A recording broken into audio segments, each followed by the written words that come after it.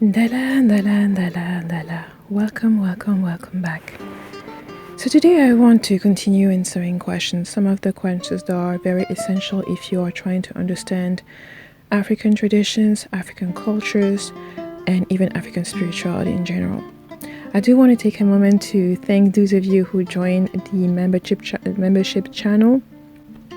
And I also wanted to thank those of you who support the channel, and in particular Leo Gang and Loyal Determined Com for their super chats. Thank you so much. I didn't even know you guys send donations. I'm still figuring out my way around YouTube, and I was just notified, but I wanted to tell you thank you so much and give you a specific shout out in this video for just to show that I appreciate your support.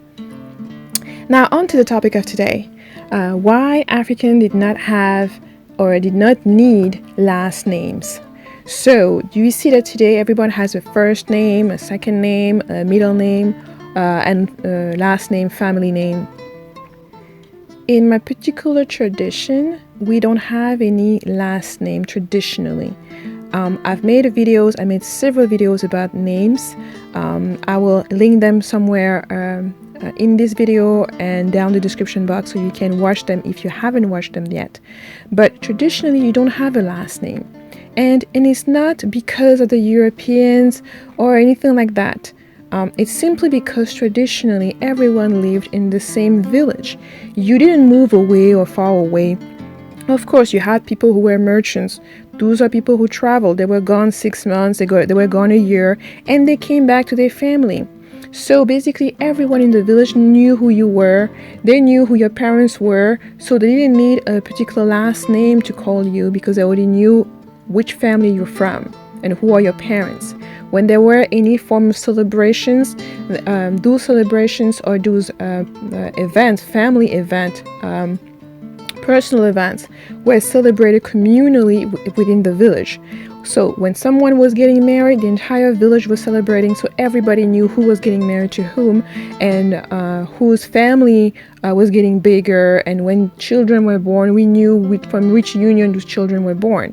So there was no need to have a last name to hang on to you. When you came around and you said your name and you were the son of such and such, people knew where your house was, where your family lived, sometimes what you did, what your grandparents did, and what have you. And because there wasn't that much travel, there was no strangers, no newcomers coming in. So you didn't need to have a family name because you didn't need to have a specific reference as such. And within each family, the reason why you will get a name that is particular to you, because it's the name of an ancestor coming back. Watch my video on reincarnation. I know in many traditions, notably in India, reincarnation is seen as a doomsday.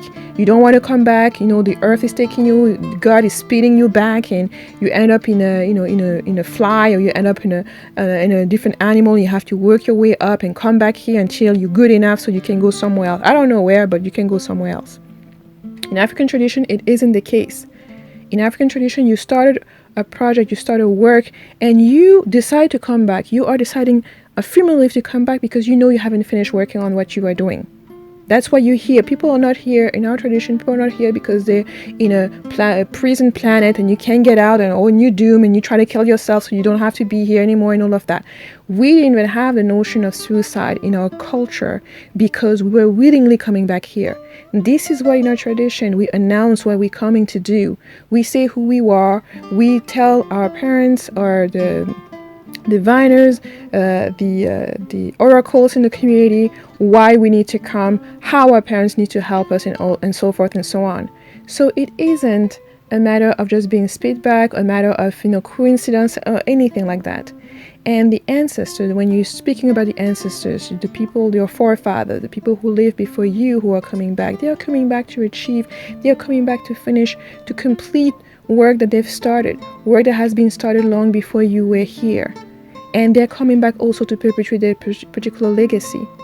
This is why for us, having many children is a blessing. That's why for us, morality is important. And when you deviate from that, you'll reap the consequences of it.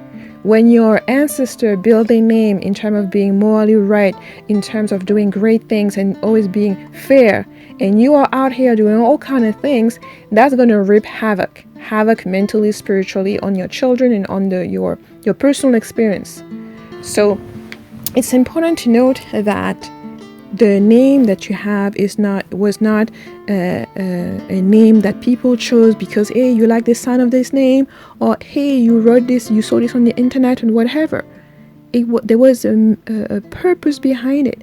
This is why it's so important that women are open so that they can receive those messages directly for your child, so that your child can communicate with you and tell you what their name is and why they're coming now, why they want you as a mother, why they need you to do certain things, why they need you and their father to come together so they can be present. What is their purpose? And for that, it's important that you take the time, you give yourself the means to be able to be relaxed and fully open and aware so you can have those messages from your own child. And that's another video I will make later to talk to those of you who are wanting to conceive or who are pregnant right now, to put some of those things in place so you can be more open and more relaxed, to focus your energy towards your baby instead of thinking about going to work or how you're going to pay the bills and all of those different things. It's very, very important. It is essential to the development of the child. And the names we give to our children have meanings. This is not random names. These are not names that sounds good. These are not names that the child is named after a person. The name has a meaning, a specific meaning that usually work with the purpose of the child. That's the reason why it's not just any name that you go choose. That name has an impact.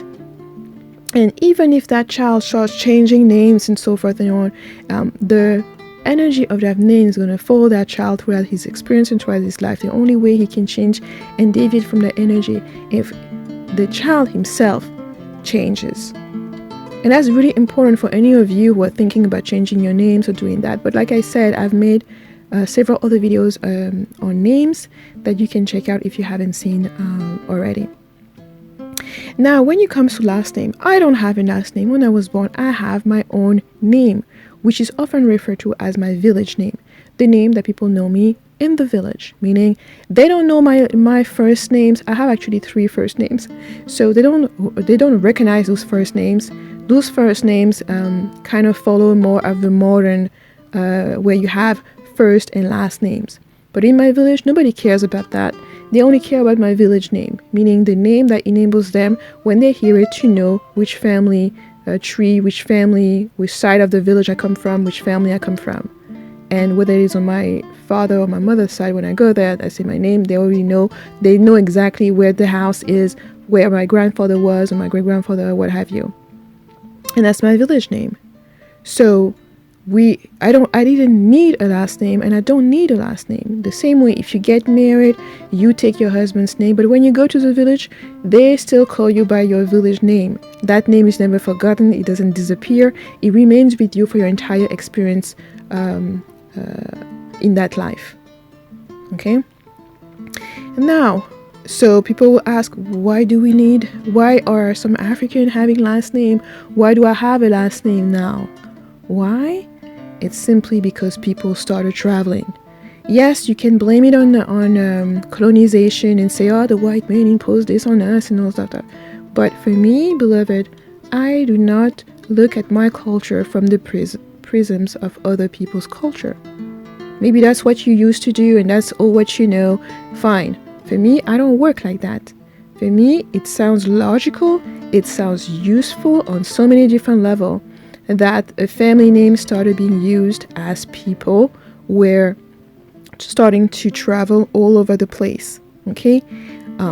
When traditional people adopt and add something to the tradition, it's because it is of value.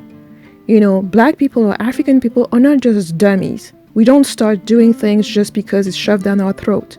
We start doing them because we see some value in it. And I know for some of you, it's hard to believe, it's hard to swallow that somebody could go off and become a Christian because it suits them. because they find some type of fulfillment in that religion, Islam or anything else. And I'm talking about nowadays where we don't have, where there's no one forcing you to join any form of religion. You do it on your own volition.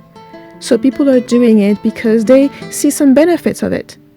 You will never be able to convince somebody to jump on a different religion if they're truly and fully satisfied with the tradition that they do have. People usually change and go somewhere else and switch because they are not satisfied. And we know that for a fact because we do have slaves that were taken to different places in the world and who still managed to practice their traditional spirituality. And they found many ways to hide it from the white people, from the colonizer and everything like that. Because when you want to hold on to something, you find ways for it. And the proof is that all of those spiritual and all those traditions made it to the Americas with the slaves. So I want you to stop repeating things that are not true or things that you've heard. This is no longer the time to just repeating things that you don't understand or you haven't researched for yourself or that you don't want to understand. When there are clear facts that shows you that even the slaves still retain some of the African spirituality. Maybe in your family they didn't retain it. Maybe you didn't care about looking around in the place where you were born to find people who had retained it. That's your issue. But the facts are there. Those people are there. They are present all over the world where they went in different places and maintained their own traditions. They tweak it to suit the environment that they live in because African tradition and spirituality are always ecological. You have to tweak it to be able to be in harmony. You have to tweak it to be able to be in harmony with the environment where you live. So why do we have last name today? Why do I have a last name now? Because my father started traveling with us. We are lots of kids, and going to foreign countries with lots of kids with different last name could raise a lot of issues. Explaining, having to, starting from the basic of spending hours and minutes explaining who are the children, proving that this is your children, even though you have different last names. In different countries, you have different traditions.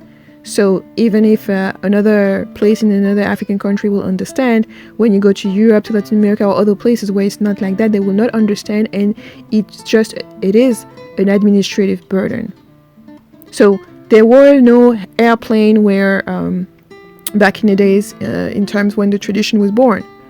And like I said, people were born in a village, they lived in that village, married in that village, and died in that particular village. They were not roaming around, going to other places and stuff like that, even though few did, but most average person were born and died in the same village. As people started migrating, some people leaving the village to go to the cities. You go to the city where nobody knows who you are, where you don't have a system behind to verify who you are. People have to take by your words until you do something wrong, and they try to figure out if you didn't lie about where you were coming from or who you are. So the last name becomes a useful vehicle to ensure that those are actually your children, that you're not lying, or at least it doesn't ensure, but it enables, it may help deter fraud, and it facilitates when people are trying to figure out who you are. When you all have the last name, they understand that you are part of the same clan, the same family clan. And of course, from the type of last name that you have, because in Africa, your last name is often tied to a particular region. When you see your name and what the meaning, people can know that this name comes from that particular tribe, and also that this tribe is located in a specific region. So they can start having a reference point based on you. From that, they may also ascertain what type of food you eat, what type of things you like because of the climate where your tribe resides. Okay, it gives people a reference point. Meaning also, when you come in with a last name, they are able to say, if you say my parents is such and such, then if I ever travel there, I can go there or have somebody travel there and verify that information. But as more and more people, and it wasn't just a few here and there that started traveling, it becomes almost impossible to verify everyone. Okay, so you go by what the word of the person, what the person is basically telling you. So there is a benefit of having last name, so that you know these people are part of the same family, they're part of the same clan. And that's what it is used for. Now, I know that a lot of people are being very critical in saying or thinking that this is an imposition from the colonizer and that it's modifying you and all of that. But I can assure you that it isn't. Like I just mentioned, I have my father's last name on my official document. However, when I do go to the village, nobody's calling me by my father's name. They're calling me by my own particular name. That's because tradition is important. We are able to make a difference between tools that facilitate administration and our own tradition. And I think it's time for people to make the difference between that. You can do something because it's useful, even though it isn't part of your tradition, and then you can still maintain and make sure that your tradition is followed. Those things are not mutually exclusive when you start thinking about what is useful, not just where it comes from, but if it's useful to use it. And of course, today that with children being kidnapped and all kind of things going on, that having a last name, the same last name with your children, is something that reinforces the fact that those are your children. And we can say the same thing about birth certificate. In most African culture, you didn't need a birth certificate. You didn't need a piece of paper to prove your existence and acknowledge that you are part of a community or a tribe and everything like that. And even today, many people don't have birth certificates because they were born at home. Now, when you start being born in a hospital and they want to identify you and they're giving you a piece of paper, which is your birth certificate, now it's needed, first of all, to make sure the hospital doesn't lose your baby. So you have a documented proof that you actually birthed in that hospital or at home or whatever, so that if something happens and your baby disappears, there is some paper trail for that. And it's not just your word for it. And the second thing is that you look at the administrative side of things. Your last name enables you, when you meet two people who have the same last name, it becomes a reference point. Are they brothers and sisters? Are they married? But they're part of the same clan. Now, it doesn't mean that everyone who has a last name come from the same village. We know that some of the last names are very common. In some of the tribes, some names come back, especially if it's an ancestor that had many children. That could be one way through which that name comes several times. And even for us, you can meet two people that have the same name that reference the same ancestor. And usually those people there's a term that is being used for them, and they have an affinity because they know that their action, their thought, and their experience is going to reflect on that particular ancestor that they have in common. And that's also one way for you to create some sense of unity. As great-grandchildren or great-removed cousins, you have a reference point that's the same when you share the same ancestor's name. You feel a particular bond because your actions are tied in together in a reflection of that person. And that may enable you to have a different type of relationship with that particular cousin. And the community will recognize that as well. And within your family, you can have a child and that other person is more of an elder. And he will see this child and want to mentor him or her because they have the same ancestor as a reference. And this is why I often say, if you are part of the diaspora and you hear a name and you just feel like this name sounds good and you start calling your children this name, that's fine and dandy as long as you stay in the diaspora and like it's just nice and cool. But if you go back to the continent, you're going to be confronted with that. People will ask you, oh, was your daughter born on Friday? Because that's the name of girls born on Friday. And you say, no, I just found that to be cool. And those people may not appreciate that as being cool because you're disrespecting their culture. You're taking the information from the culture and using it however you see fit. And now you will have an anomaly within the culture if you go back, because you're going to see this person who's wearing a name that doesn't coincide with what the tradition expects of it. And people are going to get confused. That's what they may look at you funny. It's like, how come you have this name? And then they figure out that, oh, you're not from here. And then they may wonder, if you're not from here, where did you get this name from? And then you can say, oh yeah, I read it on the internet, you know, or however you want to say it, or you wanted to give homage to them. But if you truly wanted to give homage to them, you will go further, one step further, and go see what it means in that particular tradition. And if your daughter wasn't born on Friday, then pick another name. Go look at the names that were for children who were born the day your daughter was born or your son was born. Because if you say that you are trying to reconnect with African spirituality or to live out your spirituality, you're going to have to put in the time. You're going to have to actually engage with people within that culture. So it's not up to what you feel good and what sounds good and anything like that. It's also up to what these people are doing in their particular culture, so that you don't deviate or bring in things that have nothing to do with them, or that even deviating from what they are teaching and what they are expressing and what is needed within, what is supposed to be done within that culture.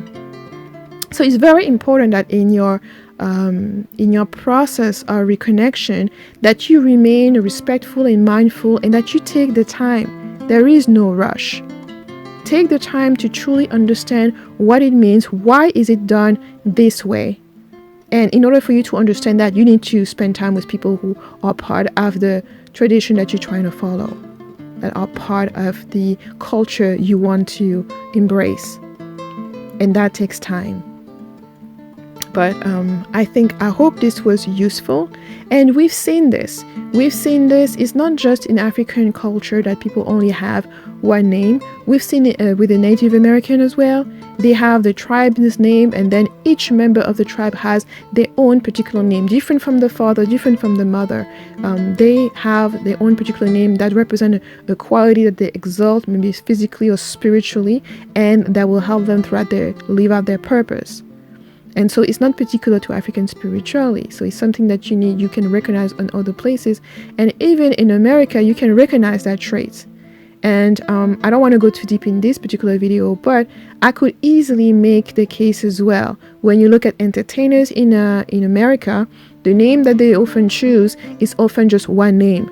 They get rid of the last name and they take that one name. And I will argue oftentimes that when they do it, they think they're doing it consciously. But I will say, and I think that a lot of time it is an unconscious. It is part of that spiritual aspect of it that is guiding them to say you don't really need a last name at this point, because you are so known in the village, the world village, that your first name is enough, that this one name is enough. So I hope this was very useful for those of you who had questions. Of course, if you have other questions, please do leave them below. Again, if you do want to support me with making more content, please do. It's not required, but it's always appreciated. Thank you, and I will speak to you in the next video.